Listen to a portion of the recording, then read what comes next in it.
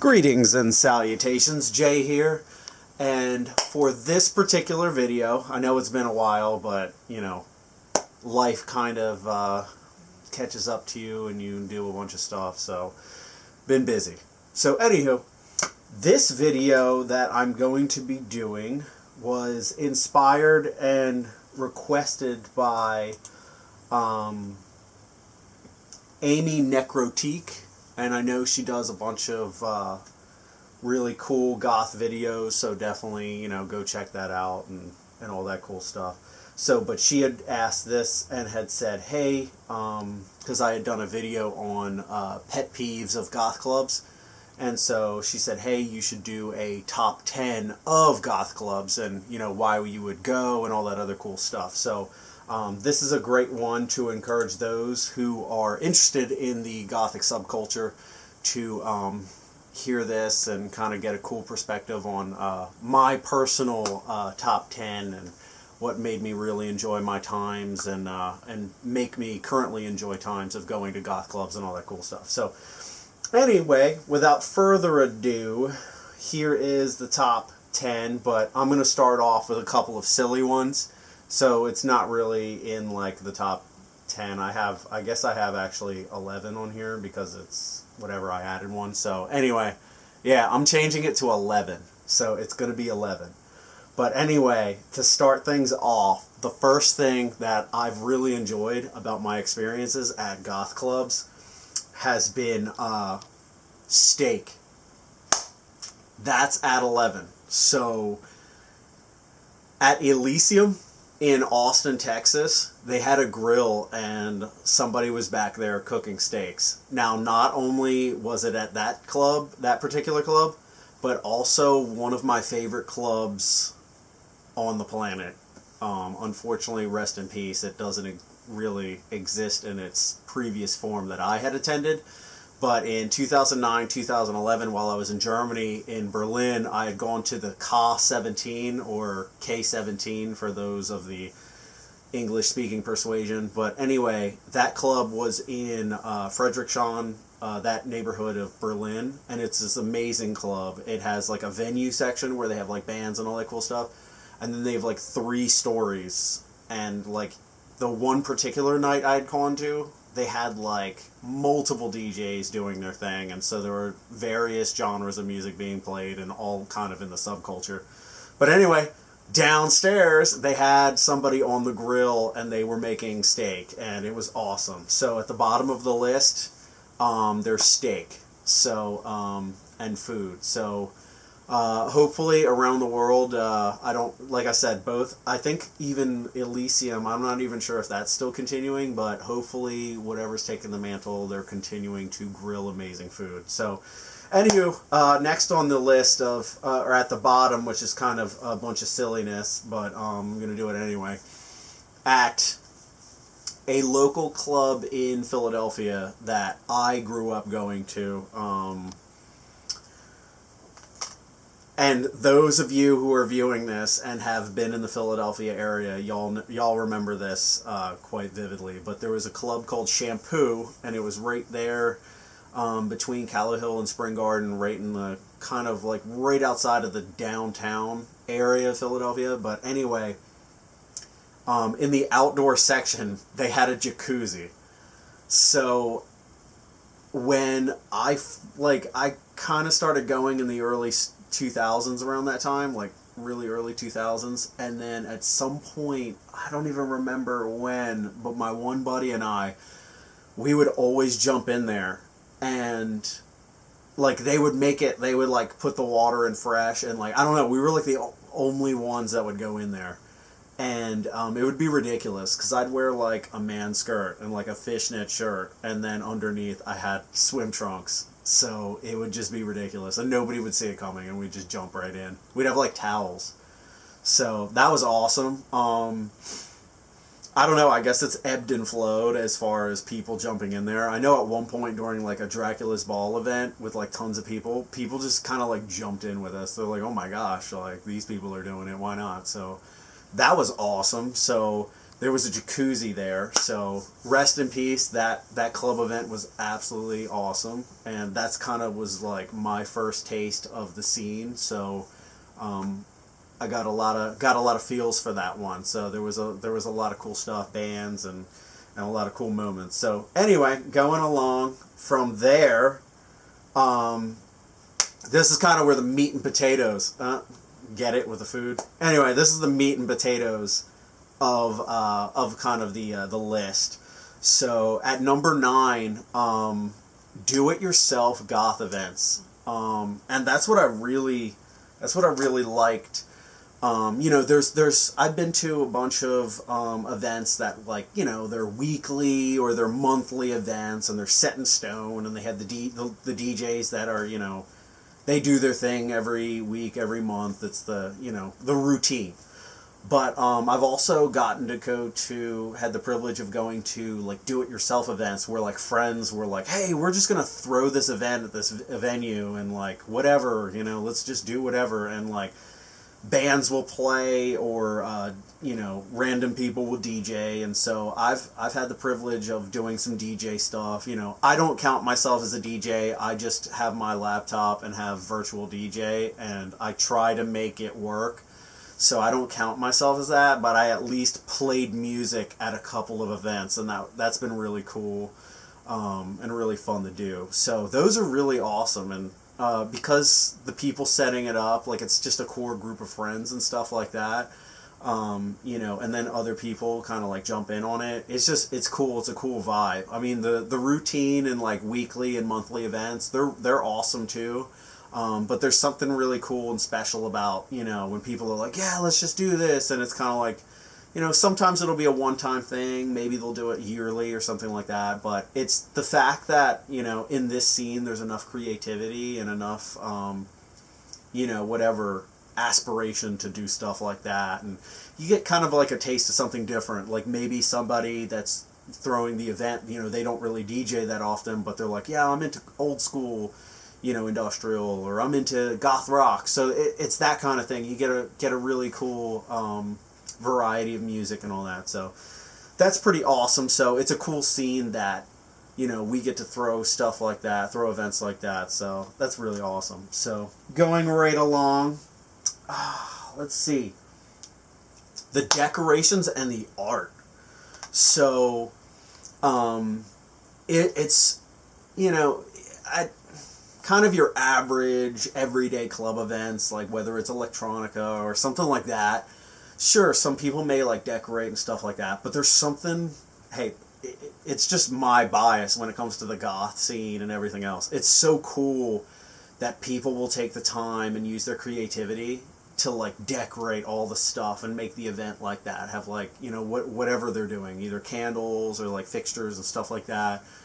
It's so cool. And I've seen it, and seen venues that specifically were set up for that. Like, in particular in Tampa, there's the castle, and the venue itself, it's like they really set it up to have that gothic vibe and the way it's laid out. And so it's just so cool to see. And I understand, like, if you're new to the goth scene and you're kind of, like, exploring it, you're like, whoa, like, I really feel like I'm in some castle or something. It's like, okay, well, that's pretty awesome, but it's the vibe that they're trying to have, like, whether there's spiderweb things or, like, there's all kinds of stuff. I'm not that good at, like, decorating and stuff like that. I try, but whatever. But some people have a great talent for it, and they really make, it really sets up the atmosphere and tone of the events. And so it's really cool that people get to use that outlet of creativity to really set the atmosphere for events and stuff like that. So that's something that's really awesome and unique. So going right along. Another thing is there's kind of a lot of gothic events, industrial, etc. There's kind of like a different reason to attend. Like, sure, like your stereotypical club events, like people are like whatever, not the stereotype, but like, yeah, they're there to party, have a good time and all that stuff. But like I said, once again, it's my bias with it, but when it comes to like industrial and gothic events, people are there. There's people that are single looking to meet other single people. Sure, you have that. Yeah, and some people are there to party. There's a few of those individuals that attend events like that and goth industrial events for that particular reason. But a lot of times it's people, they're going to meet like-minded people. Maybe it's an event they've never been to and they're there to check it out. The music, there's a deeper connection to the music. In my eyes, there's a deeper connection to the music than just your average club-going music. And there's that connection. People are there to meet like-minded people. There's couples, so I guess it's just more kind of open for that. Like, there's married couples, there's people in relationships, and they're there to they meet up with their friends and everything else. And so it's just an overall, it's a really cool vibe to the gathering that's taking place. And so, yeah, some people are motivated by different reasons and everything like that, but that's kind of what makes it unique, and it makes it a really cool event to attend. So that's one fascinating thing about the gothic industrial scene and the club events, and there's just a love for that and gathering to it.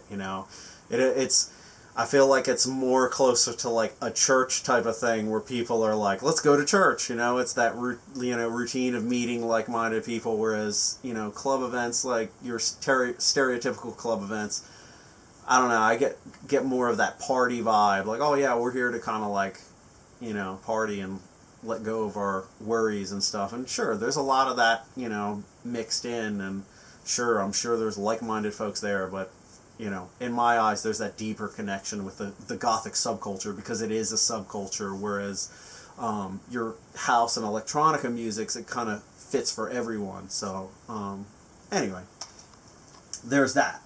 So next on the list, this is number 6. The DJs that will play the albums you bring, or even your own band. So I know I've been critical of some of the DJs that play the same old, but this is where the good stuff comes in. And I've had great experiences for various events where I have either CDs in the car, or I brought along a CD I just purchased, and I'm like, yo, this CD's awesome. And the DJ's like, all right, cool, I like this band, let's play it. What track do you recommend? And stuff like that. So there's a lot of that cool stuff where they'll do stuff like that. And I've had it where various bands are like, oh, hey, we just released this, and maybe they're attending the event or something like that, and they'll play a new track. For me personally, when I was in my agrotech band, Primary Sector, we had it a few times where we'd be like, oh, hey, here's a track, you can play this, and we've had it, played it an event and various events and stuff. And so it's cool to see people digging it on the dance floor and stuff like that. So that's the cool thing, and that's a pretty awesome aspect of goth industrial events. So next, number 5, bands. So a lot of club events, it's just kind of your club event and stuff like that, and they'll just have the DJs do their thing. Whereas in the gothic industrial scene, a lot of times their events will be intertwined with a band performing. So you'll kind of get the best of both worlds. You'll get a concert performance, and then you'll get your local DJ playing whatever, or a visiting DJ playing their set. So that's a really cool aspect of it. Another thing is that's quite different, is that because industrial / goth is such a close-knit community and stuff like that, the subculture, these bands and stuff, they'll attend events. I mean, I'm not tooting my own horn, but when I was in a band, sure, I went to events. So it's being a part of that, and so it's that inclusive nature and being a part of that group. So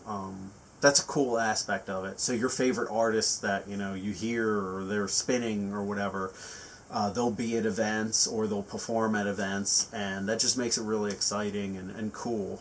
A little break in the routine, and be able to see a live performance. So And at least from a performing perspective, it was really cool because unlike heavy metal and stuff like that, where there's a list of bands and for a metal show, you're there to strictly see the bands.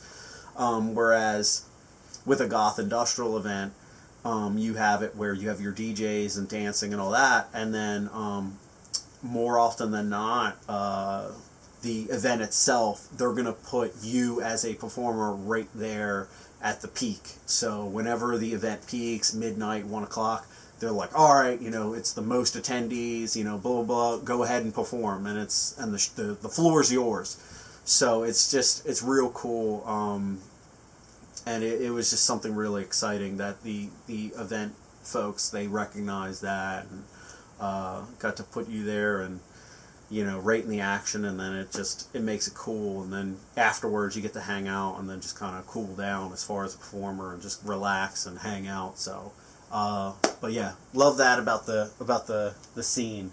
So now moving right along about this kind of like the core of this whole video. So the top 4 right here. Number 4, of course, like-minded people, and it's a close-knit community. So it is a subculture, and within the subculture there's little mini groups. So you have folks that are strictly into death rock and the goth rock, and they're your traditional goth folks. Victorian, you have rivet heads, industrial folks.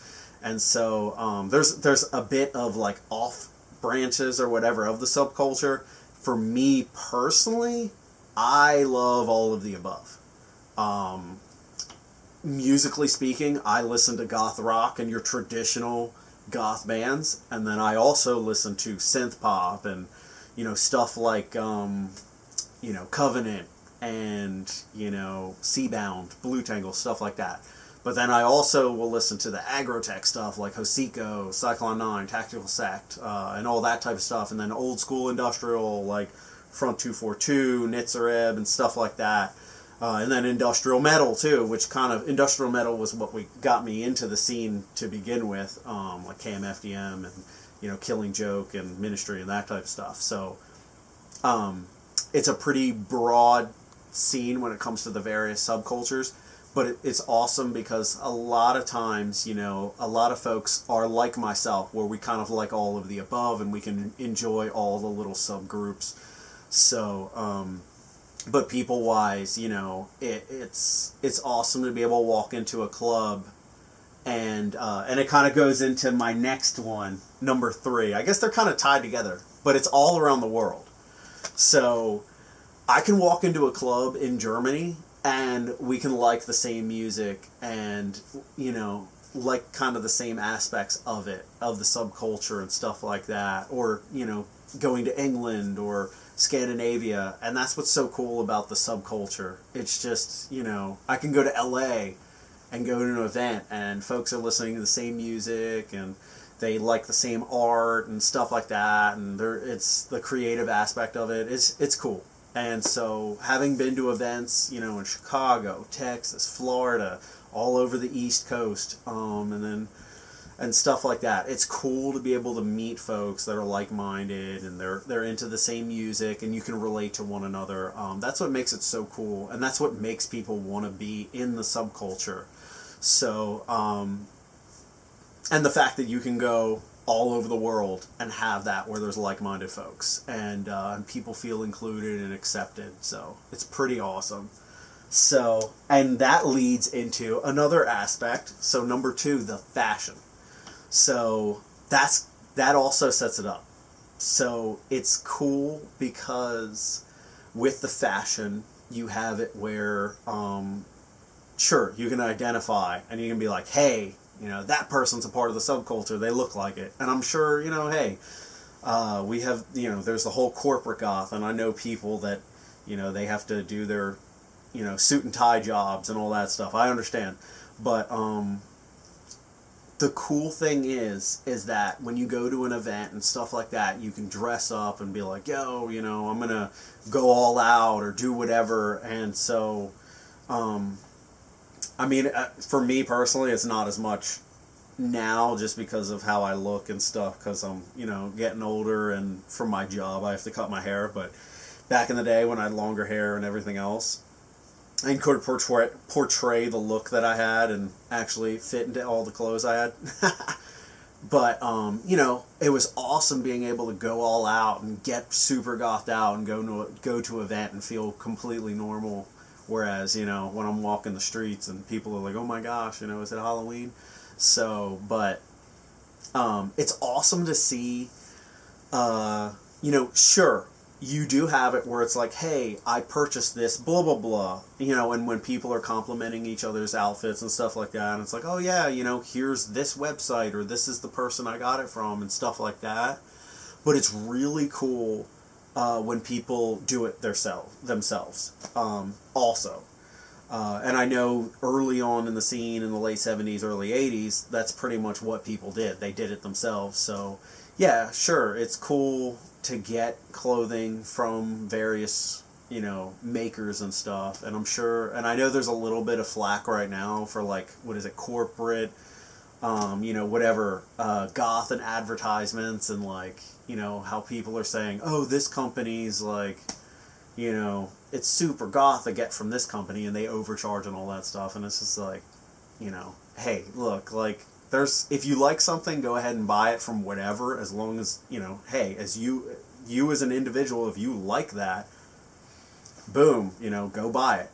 But it's also really awesome when folks make their own stuff and you're like, whoa, like, they made that themselves. So you get to see that creativity, and that's what makes the goth scene pretty awesome, where people are doing stuff like that. So I'm not too talented in that area, but I've had and known people that have made stuff, and I've had stuff made for me and stuff like that, and it's really awesome to see. And it's cool being able to go to events and be like, whoa, like, you know, you made that yourself, that's cool, and oh, you bought that here, well, maybe I can get it too.